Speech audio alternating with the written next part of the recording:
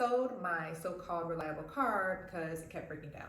I could have kept it and kept putting thousands of dollars into it, but sometimes you gotta know when to cut your losses. Hey everyone, it's Elise. Welcome back to the channel where I like to talk about all things personal finance. And today I'm going to be talking about why I sold my car due to having a millionaire mindset. And I'm also going to talk about why I am actually not going to buy another one.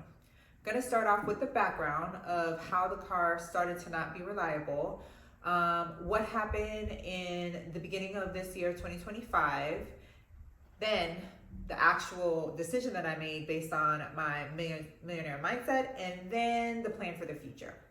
So a little bit of background, but before the background, please like this video, it's free. Please also subscribe to this channel, it's also free.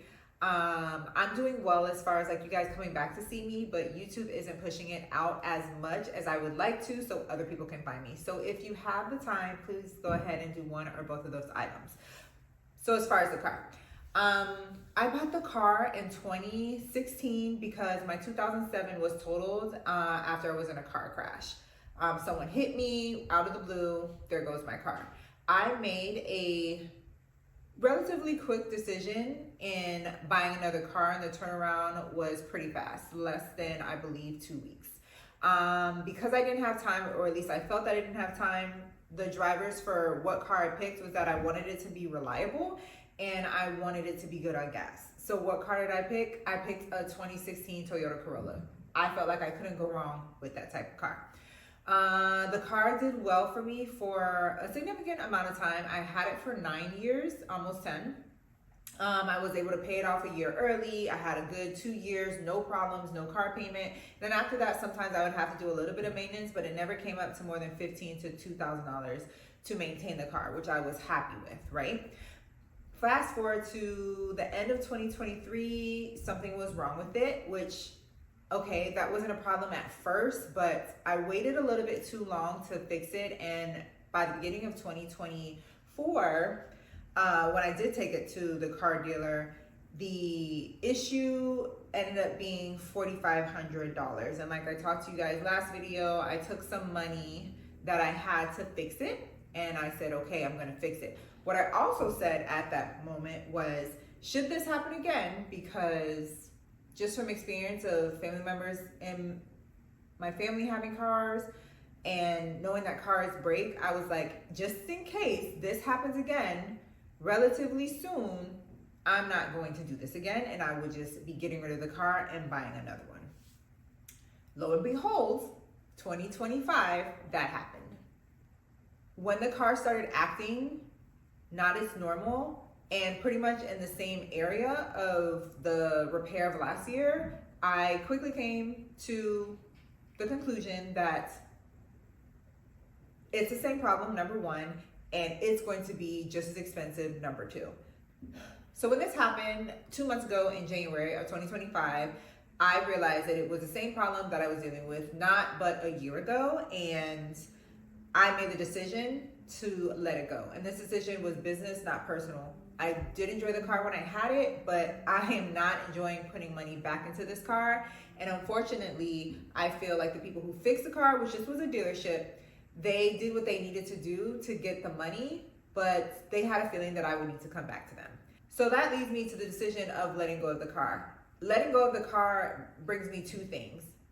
I'm cutting my losses and freeing myself from a check engine light coming on in the near future. And I'm also cutting my losses because now I can free up $220, $200 to $220, because once I sell this car, the next thing that I can do is call my insurance and say that go ahead and cancel the policy because I no longer have the car, and I won't have to be paying you guys for the next 9 months of this year.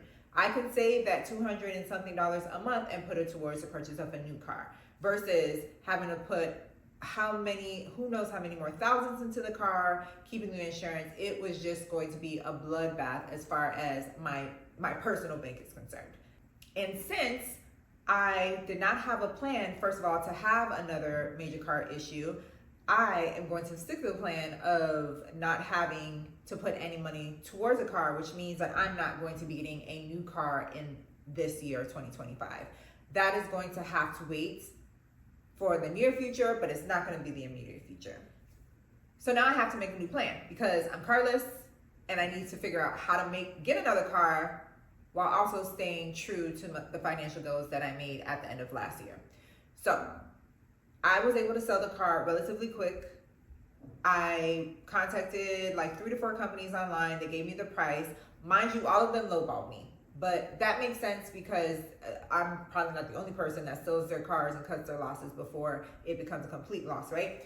So I was able to get a good amount for the car, and that money is going to go back into my savings account to, number one, replenish the $4,300 that I lost because I owed a family member money. That money is already back in my account, thank the Lord. And now I got to think about getting another car. So what I'm going to do for that is all of that is postponed until a minimum of 1 to 2 years from now, because I want to stay on track with the financial goals that I have for this year. So what I will be doing to try to get money for the new car is I've been able to save some extra money. Hopefully the get-in keeps to be good, and we'll see what happens when I look up and it's 12 months from now. Hopefully I will have enough money to get a down payment.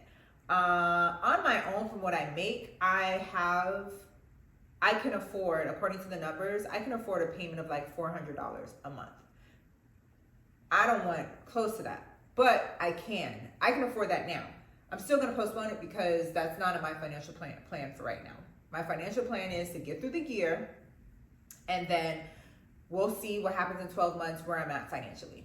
Now, I do have some admissions that I have to admit about my new situation that I'm in. The first one is I realize that not everybody can do this.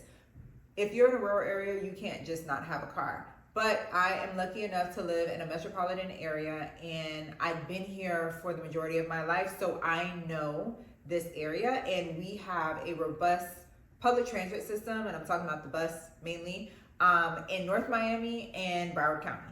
So North Dade County and Broward County. Now, South Miami is a different story, but I don't have to ever go there. As well as I do realize that there are going to be some inconveniences because I can't just get up out of whim and go to the corner store and get a snack or get me some pizza, blase swaze.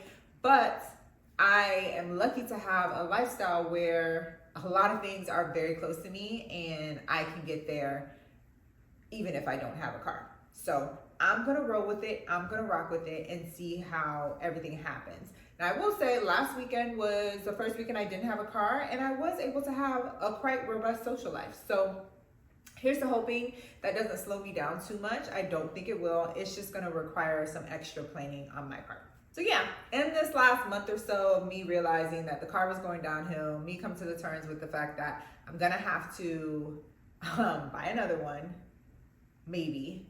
Definitely not this year, but maybe later. I have learned some lessons, and the first one is not all risks work out.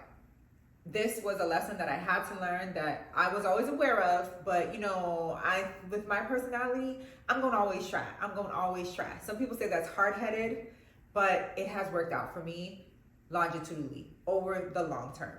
But in the short term, this was one where it did not work out and I had to cut my losses. The other thing that I've learned from this particular situation, this last month or so, I would say, is that whatever plan you make, stick to it, no matter what comes at you, because things will come at you. That's called life, and especially if you're trying to get yourself to a certain socioeconomic status, I believe that's why it's hard for people to get there, because when inconveniences come our way, we get caught up in that.